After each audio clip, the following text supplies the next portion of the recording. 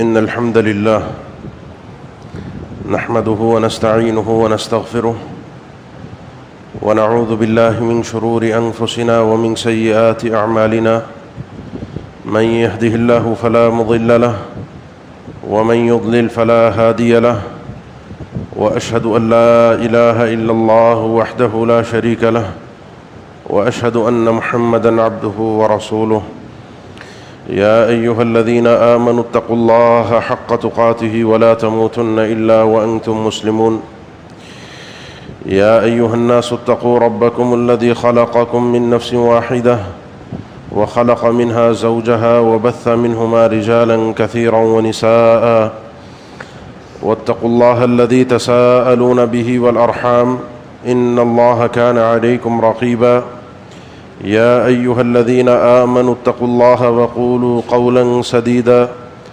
يصلح لكم أعمالكم ويغفر لكم ذنوبكم ومن يطع الله ورسوله فقد فاز فوزا عظيما أما بعد فإن أصدق الكلام كلام الله وخير الهدي هدي محمد صلى الله عليه وسلم وشر الأمور محدثاتها وكل محدثة بدعة وكل بدعة ضلالة وكل ضلالة في النار أعوذ بالله من الشيطان الرجيم بسم الله الرحمن الرحيم يا أيها الذين آمنوا قوا أنفسكم وأهليكم نارا وقودها الناس والحجارة عليها ملائكة غلاظ شداد لا يعصون الله ما أمرهم ويفعلون ما يؤمرون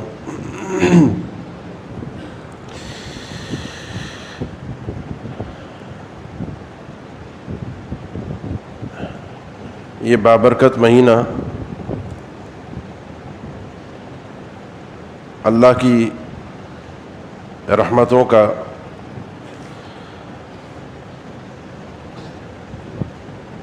اور باری تعالیٰ کی طرف سے آنے والی برکتوں کا مہینہ ہے۔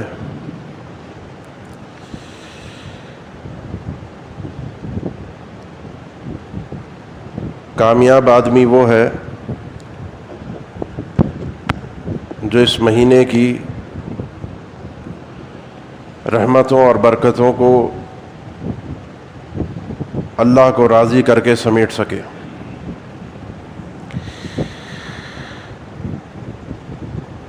اس مہینے کے حوالے سے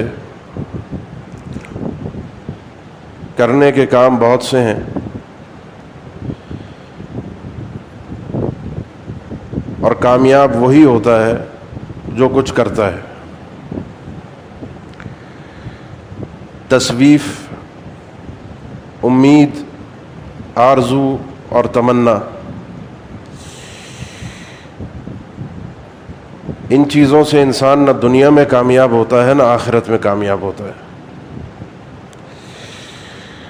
کوشش، محنت، جستجو، یہ دنیا اور آخرت کی کامیابی کی ضمانت ہے۔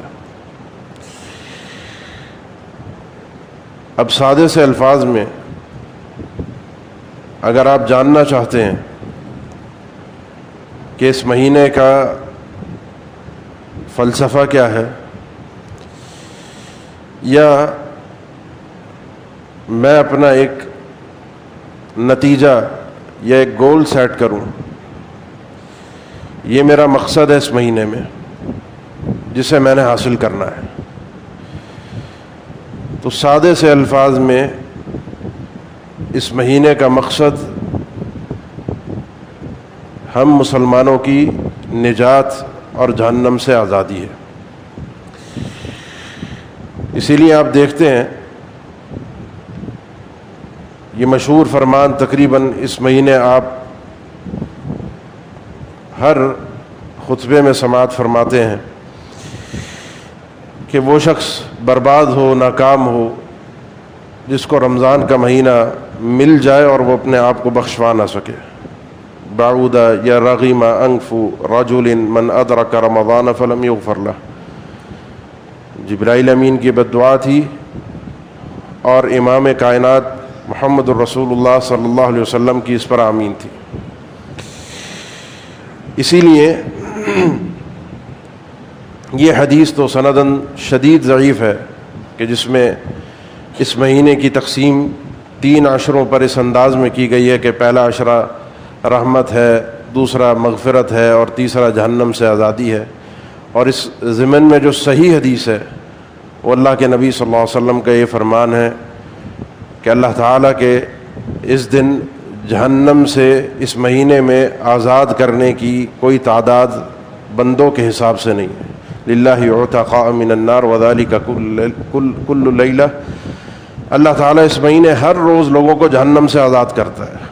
ان کا فیصلہ ہوتا ہے یہ آدمی جہنم سے آزاد ہو گیا، اور روزانہ ہوتا ہے، روز کی بنیاد پر پہلا، دوسرا، تیسرا عشرہ یہ تقسیم نہیں ہے، پورا مہینہ جہنم سے آزادی کا ہے۔ اب سمجھنا یہ ہے، جاننا یہ ہے کہ وہ کون سی چیز ہے جس کو اس مہینے میں نے پورا کرنا ہے، اور اس مہینے کا جو یہ مقصد جو مجھے شریعت نے دیا تھا کہ عید کا چاند نکلنے سے پہلے پہلے تمہیں جہنم سے اپنے آپ کو آزاد کروانا ہے۔ اگر یہ کام کر گئے تو تم نے اس مہینے کی برکت کو، رحمت کو سمیٹ لیا، اور یہ کام نہ کر سکے، اور جو نہ کر سکے واقعتاً حقیقت میں جس کو سادے الفاظ میں ہم کہتے ہیں بد نصیب آدمی، کہ اللہ کی رحمت، اللہ کی طرف سے ملنے والی آزادی کو حاصل کرنے کے باوجود بھی وہ اپنے آپ کو جہنم سے نہ بخشوا کر سکے۔ سب سے پہلے میرے بھائی اس مہینے کے اندر اپنے اللہ کو پہچاننے کی کوشش کریں سچے دل کے ساتھ، اپنے اللہ کی عظمت، اپنے پروردگار کا مقام اور مرتبہ، اس ایک کو ماننا، اس ایک کو جاننا، یہ اول اور آخر ہے دین کا۔ اور جس شخص کے دل میں یہ بات اتر جائے، سمجھ میں آ جائے، جس کو ایمان کہتے ہیں، جس کو توحید کہتے ہیں، جس کے دل میں یہ بات اتر جائے، اللہ کے نبی صلی اللہ علیہ وسلم کا فرمان ہے، صحیح مسلم کی حدیث ہے، ما من احد یشہد ان لا الہ الا اللہ وان محمد رسول اللہ صدقا من قلبی، جو شخص، کوئی بھی دنیا کا انسان اس بات کی گواہی دے دے کہ اللہ ایک ہے، اس کے علاوہ عبادت کے لائق کوئی نہیں، وہ اس بات کی گواہی دے دے کہ محمد صلی اللہ علیہ وسلم اللہ کے رسول ہیں، لیکن دل کی سچائی کے ساتھ، یعنی ہر وہ لمحہ اور موقع جس موقع پر اسے یہ سمجھنا ہو کہ میرا پروردگار ہے، میں نے اپنے رب پر بھروسہ کرنا ہے، اس ایک نے ہی مجھے اس مشکل سے نکالنا ہے، اس ایک کے سامنے میں نے جھکنا ہے، اس کے سامنے سجدہ کرنا ہے، اس کی عبادت کرنی ہے۔ ان تمام موقعوں پر جہاں پر ٹکرا جائے میری خواہشات، میرے جذبات، میرے رسم و رواج، میری باتیں، میرے بڑوں کی باتیں، اللہ کے نبی صلی اللہ علیہ وسلم کی بات کے ساتھ جہاں یہ ٹکراؤ پیدا ہو جائے، وہ صدقا من قلبی نہیں ہوتا کہ جہاں ٹکراؤ کی صورت میں میں اپنی خواہشات کو مقدم کر دوں۔ سچا آدمی وہ ہے، دنیا ادھر سے ادھر ہو جائے، اس آدمی نے اس کلمے کی لاج رکھنی ہوتی ہے۔ فرمایا جو آدمی اس انداز سے گواہی دے گا، حرم اللہ علیہ النار، جہنم کی آگ اس آدمی پر حرام ہے۔ اس کے اہل علم نے اس حدیث کے 2 معنی ذکر کیے ہیں، صحیح مسلم کی حدیث ہے۔ جہنم کی آگ کے حرام ہونے کا جو سادہ سا مطلب ہے وہ یہ ہے کہ آدمی جہنم میں جائے گا ہی نہیں، ورنہ تو وَإِن مِّنكُمْ إِلَّا وَارِدُهَا كَانَ عَلَىٰ رَبِّكَ حَتْمًا مَّقْضِيًّا، قرآن مجید میں جہنم کے اوپر یہ پل صراط ہوگا، اس سے گزرے گا ہر انسان گزرے گا، لیکن یہ آدمی جہنم میں جائے گا ہی نہیں، چاہے کیسا بھی گناہ گار کیوں نہ ہو۔ اگر اس نے سچائی کے ساتھ رب کی توحید اور اللہ کے نبی صلی اللہ علیہ وسلم کی رسالت کا اقرار کیا ہے، یہ آدمی جنت میں جائے گا بغیر جہنم میں داخل ہوئے۔ اور دوسرا معنی اہل علم نے جو دیگر روایات کی روشنی میں کہ ابدی جہنم کو حرام کیا ہے، یہ وہی کلمہ ہے جو اللہ کے نبی صلی اللہ علیہ وسلم نے اپنے چچا کے سامنے پیش کیا تھا، اور آپ نے بارہا اس کا اظہار کیا تھا، یہ وہ کلمہ ہے جو بھی مجھ سے قبول کر لے گا، اس کلمے کو تسلیم کر لے گا، یہ کلمہ اس کے لیے نجات کا باعث ہوگا۔ یہ رمضان کے اندر چیک کیجئے اپنے ایمان کا لیول، اپنی توحید کو جاننے کی کوشش کیجئے، اپنے اندر غیرت ایمانی کے تقاضے کو سمجھنے کی کوشش کیجئے۔ یہ مت سمجھیے کہ میں چونکہ اس مسجد کا نمازی ہوں، میں تو آتا جاتا ہوں، مجھے تو سب کچھ آتا ہے، مجھے شیطان نہیں بہکا سکتا، میں شرک نہیں کر سکتا۔ یہ خیال اور وسوسہ اپنے دماغ سے نکال دیجئے، اور رب تعالیٰ سے ہمیشہ یہ دعا کیجئے وَجُنُبْنِي وَبَنِيَّ أَن نَّعْبُدَ الْأَصْنَامَ، جو ابراہیم علیہ السلام کی دعا تھی، اللہ شرک سے بچا کر رکھنا مجھے بھی اور میری نسلوں کو بھی. یہ دعا بھی اپنے ساتھ ساتھ جاری رکھیے. اس کے بعد آگے بڑھیے. کرنے کے بہت سے کام ہیں اس مہینے میں. روزہ تو اللہ تعالیٰ نے فرض کر دیا، اور ایک روزہ وہ کوئی بھی ہو، وہ نفلی ہو، وہ فرض ہو. اللہ کے نبی صلی اللہ علیہ وسلم کا فرمان ہے، من صام یوما فی سبیل اللہ، ایک دن کا کوئی شخص ایک دن کا روزہ رکھتا ہے اللہ کی راہ میں. اس کے بھی دو معنی ہیں. ایک معنی یہ ہے کہ اللہ کی رضا کی خاطر، اور دوسرا معنی ہے راہ جہاد میں روزہ رکھ کر شریک ہو جاتا ہے. اللہ تعالیٰ بعد اللہ بینہ و بین النار 70 خریفہ، بعد اللہ بینہ و بین حر جہنم 70 خریفہ. اللہ تعالیٰ اس بندے اور جہنم کی گرمی کی شدت، جہنم کے درمیان 70 سال کی مسافت پیدا کر دے گا. اس کو جہنم کی آگ کا پتہ بھی نہیں چلے گا. یہ تو رب تعالیٰ نے فرض کر دیا ہے، یہ تو رکھنا ہی رکھنا ہے. ہر مسلمان بالغ عاقل، جو اللہ کے نبی صلی اللہ علیہ وسلم نے قرآن مجید نے شرائط ذکر کی ہیں روزے کی فرضیت کی، اس کے مطابق ہر انسان نے رکھنا ہے. آگے بڑھیے. ان چیزوں سے صرف انسان کو آزادی نہیں ملتی. آزادی کے لیے ایک بات یہ ذہن میں رکھیے کہ جہنم سے آزاد ہونا، اللہ کے نبی صلی اللہ علیہ وسلم کا فرمان ہے کہ جنت اور جہنم دونوں ہی ایک انسان سے، ایک مسلمان سے ایک قدم کے فاصلے پر ہوتی ہے. ادھر قدم اٹھا تو جنت، ادھر قدم اٹھا تو جہنم. یہ بڑا سمجھ کر قدم اٹھانا پڑتا ہے. یہ قدم بڑا سمجھ کر اٹھانا پڑتا ہے کہ کس طرف جا رہا ہے، جنت کی طرف یا جہنم کی طرف. لہذا وہ ایک قدم کیا ہو سکتا ہے، وہ کہاں سے حاصل ہو سکتا ہے، وہ جاننا میرے لیے ضروری ہے. سیدہ عائشہ فرماتی ہیں رضی اللہ تعالیٰ عنہ، بات ذرا سی دیکھیے گا وہ ایک قدم کیا ہے. فرماتی ہیں کہ ایک عورت دروازے پر آئی، اس کے ساتھ 2 بیٹیاں تھیں، اس کی بچیاں تھیں چھوٹی. اس نے سوال کیا کہ کچھ کھانے کے لیے ہے؟ میں نے تلاش کیا. یہ 2 واقعات ہیں ان کے، سیدہ عائشہ کے بیان کردہ. 2 دفعہ ایسے ہوا ہے. ایک میں ہے کہ مجھے 3 کھجوریں ملی، اور 3 کھجوریں میں نے اس خاتون کو دے دیں. 3 لوگ تھے، 2 بیٹیاں اور ایک والدہ. اس نے اپنی دونوں بچیوں کو 1 کھجور دی، اور 1 کھجور اپنے ہاتھ میں رکھی اپنے لیے. بچیوں نے بھوک کی شدت تھی، جلدی جلدی وہ کھجور کھا لی، اور کھا کر پھر ماں سے مطالبہ کیا کہ وہ کھجور جو ماں کے ہاتھ میں ہے وہ بھی ہمیں چاہیے. ماں نے اس کھجور کے 2 ٹکڑے کیے، 1 ٹکڑا ایک بیٹی کو دیا اور 1 ٹکڑا ایک بیٹی کو، خود نہیں کھایا. سیدہ عائشہ کو بڑا تعجب ہوا. اللہ کے نبی صلی اللہ علیہ وسلم گھر تشریف لائے. آپ نے یہ واقعہ اللہ کے نبی کو بتایا. آپ صلی اللہ علیہ وسلم نے ارشاد فرمایا، ان اللہ اوجب لها بها الجنہ او ابعدها بها من النار. یہ جو اس نے کام کیا ہے، یہ ایک کھجور، اس کھجور کے ذریعے سے یہ جو ٹکڑے اس نے کر کے تقسیم کیے، اس کے ذریعے سے اللہ تعالیٰ نے اس کے لیے جنت لکھ دی، اور اس کے ذریعے سے اس کو جہنم سے آزاد کر دیا. اس عورت کے لیے جس کو صدقہ ملا تھا، سیدہ عائشہ کی بات نہیں ہوئی ہے، یہ اس عورت کی بات ہوئی ہے جس نے صدقہ لیا اور کھجور کا ٹکڑا اپنے ہی بچوں میں تقسیم کیا. کسی اور کو صدقہ نہیں دیا، کسی اور پر احسان نہیں کیا، اپنی ضرورت کو، اپنی خواہش کو، اپنے جذبے کو، اپنے احساس کو مار کر اپنے بچوں کو فوقیت دی کھانے میں، جو اس کی ذمہ داری تھی، جو اس کے اوپر اس وقت طے تھا کہ اس نے بچوں کا پیٹ پالنا ہے. معاشرے نے طے کر دیا، شریعت نے بتا دیا، یہ اس کی ذمہ داری تھی جو اس نے پوری کی. ہم جو جہاں سے میں نے بات شروع کی کہ 1 قدم کے فاصلے پر جنت ہوتی ہے، 1 قدم کے فاصلے پر جہنم، وہ طے کرنا، وہ تلاش کرنا، یہ توفیق الہی ہے. جس کو نصیب ہو جائے وہ اس موقع پر اس عورت کو نصیب ہو گئی. تھا کیا؟ اپنے بچوں کو دینا. پتہ نہیں دل و دماغ میں اس وقت انسان کے اللہ کا کوئی تصور تھا بھی یا نہیں، کہ اللہ کی رضا کی خاطر اللہ نے حکم دیا ہے، بچوں کو فوقیت دی. یہ ہے ایثار، یہ ہے اپنے آپ پر لوگوں کو فوقیت دینا. اور جو شخص یہ دینے میں کامیاب ہو جاتا ہے وہ آدمی کامیاب ہو جاتا ہے. جو شخص اس انداز سے اس موقع کو تلاش کر جاتا ہے وہ کامیاب ہو جاتا ہے. اس کے لیے اپنے آپ کو جہنم سے آزاد کرانے کے لیے بڑے کام کرنے کی، تیر مارنے کی ضرورت شاید نہ ہو. جس انسان کے پاس جو کچھ ہے وہ اللہ کی راہ میں پیش کر کے اپنے آپ کو جہنم سے بچا سکتا ہے. اللہ کے نبی صلی اللہ علیہ وسلم کی ایک طویل حدیث ہے، کل قیامت کے دن تم میں سے ما منکم من احد الا سیکلمہ ربہ ولیس بینہ وبینہ ترجمان. تم میں سے ہر انسان کل اپنے پروردگار کے سامنے کھڑا ہوگا. رب العالمین ہر انسان سے خود بات کرے گا، کلام کرے گا، حساب ہوگا. درمیان میں کوئی ترجمان واسطہ وسیلہ نہیں ہوگا، ڈائریکٹ پروردگار سے بات ہوگی.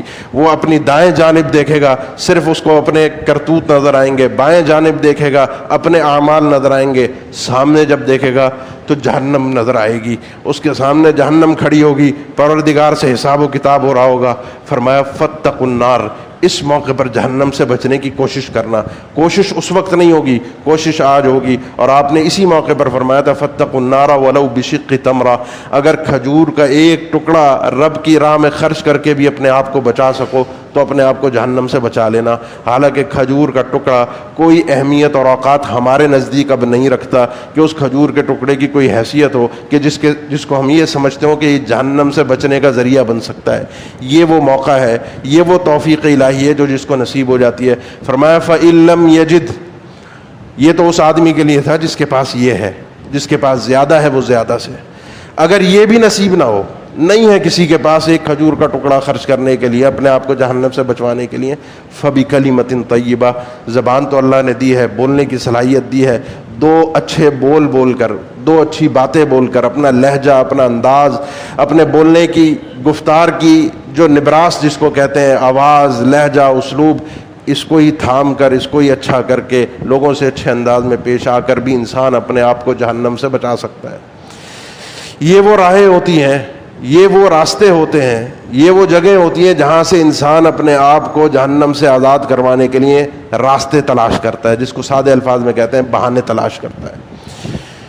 یہ راہیں کھلی ہوئی ہیں. اللہ کے نبی صلی اللہ علیہ وسلم اس مہینے بہت صدقات کیا کرتے تھے، ویسے ہی کرتے تھے، اور اس مہینے میں تیز آندھی سے زیادہ آپ کے صدقات ہوا کرتے تھے.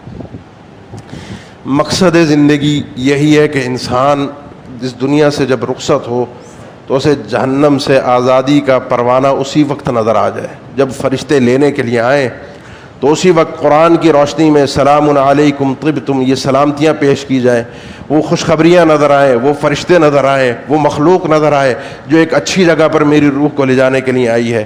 تصور کیجئے اس وقت رب العالمین نے فرمایا ان الذین کفروا وماتوا وهم کفار فلن يقبل من احدهم ملء الارض ذهبا ولو افتدى به. جو حالت کفر پر مر گیا، رب سے دشمنی کر کے مر گیا، یہ ساری زمین، اس کا وجود اس جیسا اور بھی آ جائے، اس کا حجم، اس کا وزن، یہ سب کا سب اگر سونے کا بن جائے اور بارگاہ الہی میں پیش کرے کہ یہ لے لیا جائے، یہ سارا سونا لے لیا جائے، مجھے جہنم سے چھوڑ دیا جائے، فرمایا اس وقت نہیں. اور یہ اللہ تعالیٰ پوچھے گا بندے سے، جس بندے کو کے لیے جہنم کا فیصلہ ہوگا کہ بندے اگر تیرے لیے پوری دنیا کو سونے کا بنا کر پیش کر دیا جائے، کیا تو وہ فدیے کے طور پر دے کر اپنے آپ کو بچا لے گا؟ تو خرچ کر دے گا، مجھے دے کر اپنے آپ کو جہنم سے آزاد کروا لے گا؟ وہ کہے گا رب العالمین مل جائے تو میں کرنے میں ایک قدم پیچھے، پوری زمین، اس کا حجم، اس کا وزن، سونا اپنے یہ دے کر اپنے آپ کو جہنم سے آزاد کروا لے. وہ کہے گا بالکل کروا لوں گا. اللہ فرمائے گا دنیا میں نے تجھ سے اس سے ہلکی چیز مانگی تھی، اور وہ یہ تھی کہ میرے ساتھ کسی کو شریک نہ کرنا. اس دنیا کے اندر رہتے ہوئے انسان یہی کوشش کرے، یہی تلاش کرنے کی کوشش کرے، کیونکہ میرا مقصد حیات جو ہے، میرا مقصد زندگی، وما خلقت الجن والانس الا لیعبدون، میں اس دنیا کی تعمیر کے لیے تو آیا ہوں، اس دنیا کی ترقی کے لیے تو آیا ہوں، لیکن اصل مقصد عبادت الہی ہے، اصل مقصد آخرت کی کامیابی ہے.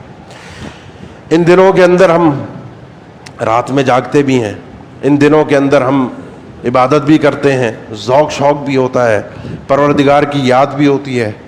اللہ کے نبی صلی اللہ علیہ وسلم کا فرمان ہے ان یادوں کے اندر، اللہ کو یاد کرنے میں، اللہ سے باتیں کرنے میں، اللہ کے سامنے ہاتھ اٹھا کر جب انسان کچھ اپنی باتیں اللہ کے سامنے پیش کرتا ہے، آپ نے فرمایا عینانی لا تمسہم النار، دو آنکھیں ایسی ہیں جنہیں جہنم کی آگ کبھی نہیں چھو سکتی. ان تک کبھی نہیں پہنچ سکتی. اس کے بھی اہل علم نے دو معنی ذکر کیے ہیں. اگر وہ وجود جہنم میں چلا بھی جائے تو وہ آنکھ اثر انداز نہیں ہوگی جہنم کی آگ سے. اور دوسرا معنی یہ ہے کہ چونکہ یہ آنکھ جس وجود پر ہے، اگر یہ وجود جہنم میں جائے گا تو آنکھ بھی اثر انداز ہوگی، یہ وجود بھی جہنم میں نہیں جائے گا. ایک آنکھ عین بکت من خشیت اللہ، ایک آنکھ وہ ہے جو رات کی تنہائیوں میں، سکون کے اوقات میں علیحدہ سے بیٹھ کر اپنے رب کو یاد کرتا ہے بندہ، اور رب کے ڈر کی وجہ سے اس کی آنکھ سے آنسو جاری ہو جاتا ہے. اس آنسو کی کوئی قیمت نہیں ہوتی، عام طور پہ کوئی حیثیت نہیں ہوتی، مفت کی چیز ہے. لیکن یہ مفت کی چیز ان جذبات کے ساتھ خارج ہو جس کو حدیث میں بیان کیا گیا ہے، من خشیت اللہ، اللہ کا ڈر، اللہ کا خوف جس دل میں ہوتا ہے، وہاں سے جب یہ چیز نکلتی ہے پھر انسان کے لیے جہنم کی آگ حرام ہو جاتی ہے، جہنم میں نہیں جائے گا. اور دوسری آنکھ وہ ہے بات تحرس فی سبیل اللہ، جو آنکھ پہرے داری کرتی رہی، چوکی داری کرتی رہی اللہ کی راہ میں، جہاد میں.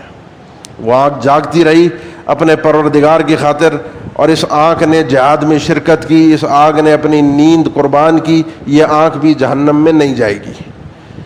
یہ راہیں بہت ہیں، یہ راستے بہت ہیں. یہ رب تعالیٰ کی طرف سے توفیق ہے کہ جس بندے کو نصیب ہو جائے.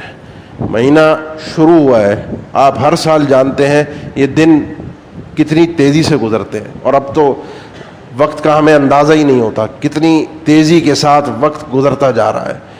اس خیال میں مت رہیے گا کہ ابھی رمضان کی ابتدا ہے، کر لیں گے، آخری عشرہ تو آنا ہے، لیلۃ القدر تو بعد میں آئے گی، اعتکاف کا مرحلہ تو آخری عشرے میں ہوگا، اس وقت دیکھیں گے، اس وقت یہ سارے کام کریں گے.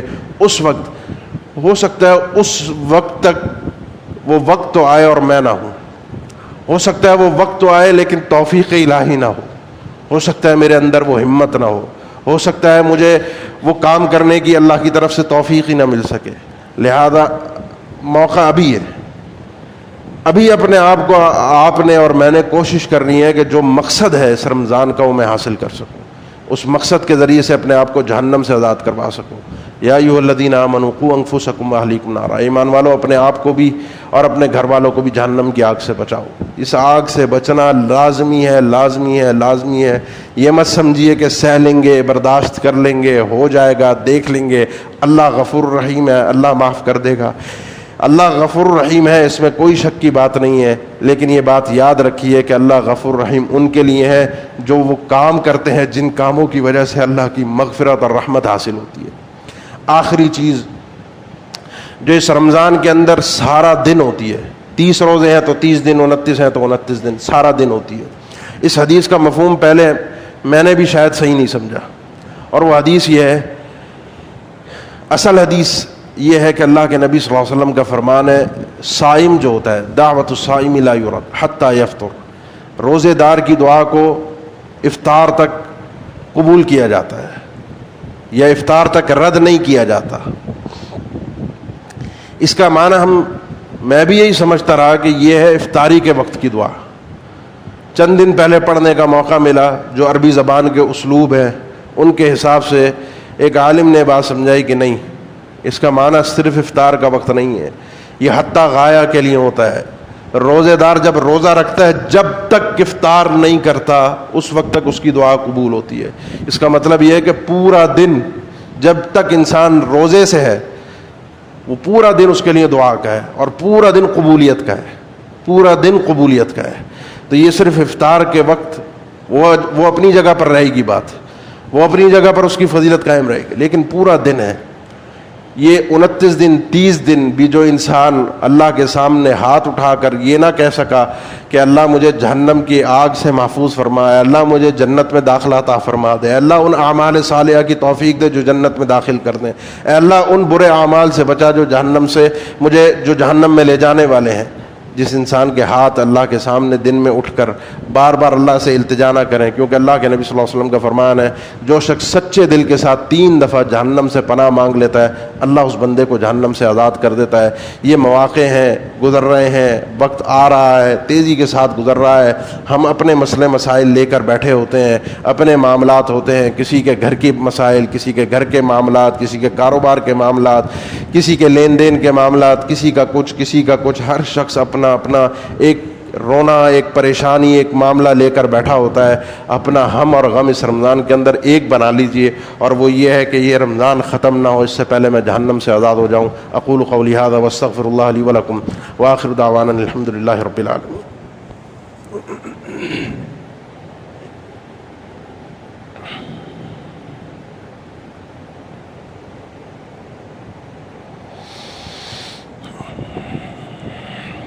الحمد لله على إحسانه والشكر له على توفيقه وامتنانه وأشهد أن لا إله إلا الله وحده لا شريك له تعظيما لشأنه وأشهد أن محمدا عبده ورسوله الداعي إلى رضوانه صلى الله عليه وعلى آله وأصحابه وإخوانه وسلم تسليما كثيرا. أما بعد، دو باتیں آپ سے عرض کرنی ہے. پہلی بات یہ ہے کہ پچھلا رمضان تھا اور حالات ہم سب کے سامنے تھے.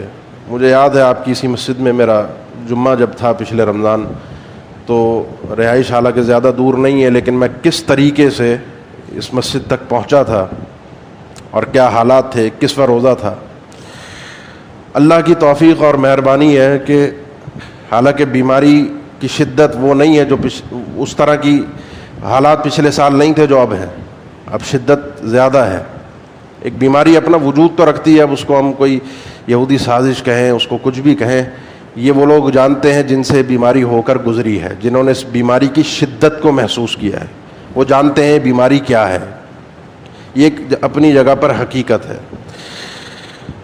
اللہ کی ایک مہربانی ہے، کرم ہے، اس کا خاص فضل ہے. آج بھی آپ دنیا میں نظریں دوڑائیں، کئی مسلمان ممالک ایسے ہیں کہ جہاں پر اب بھی مساجد بند ہیں. کئی ایسے ہیں جنہوں نے مساجد کھول دی ہیں، لیکن اس طریقے سے نماز کی اجازت وہاں پر نہیں ہے. تراویح کی بھی کئی ممالک میں اجازت جو ملی ہے وہ بہت مختصر. بہت سے ممالک ایسے ہیں جہاں خبروں کے ذریعے سے آپ کو اطلاع مل سکتی ہے. آپ کیا ایک اللہ کا فضل ہے، کرم ہے.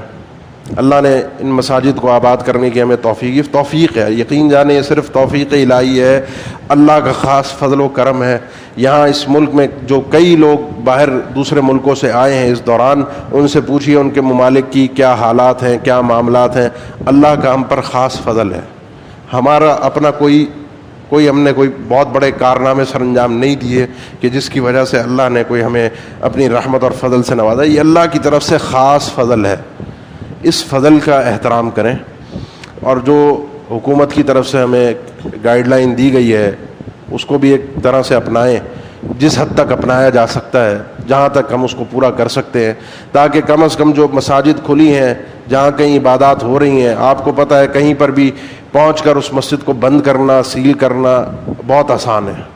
اللہ کے گھر کھلے ہیں، ہم اپنی طرف سے کوئی موقع نہ دیں. جہاں تک شریعت نے اجازت دی ہے ان کاموں کو ہم سر انجام دیں اس گائیڈ لائن کے مطابق جو حکومت نے دی ہے. مثال کے طور پہ وضو اگر گھر سے کر کے آنا ہے، اس کی ویسی شریعت میں ایک فضیلت ہے. جو اپنے گھر سے وضو کر کے چلتا ہے، ایک ایک قدم اٹھا کر مسجد تک پہنچتا ہے، ہر قدم کے بدلے اٹھانے پر پھر رکھنے پر ایک نیکی اور ایک گناہ اس کا کم ہو جاتا ہے، ایک نیکی کا اضافہ ہو جاتا ہے.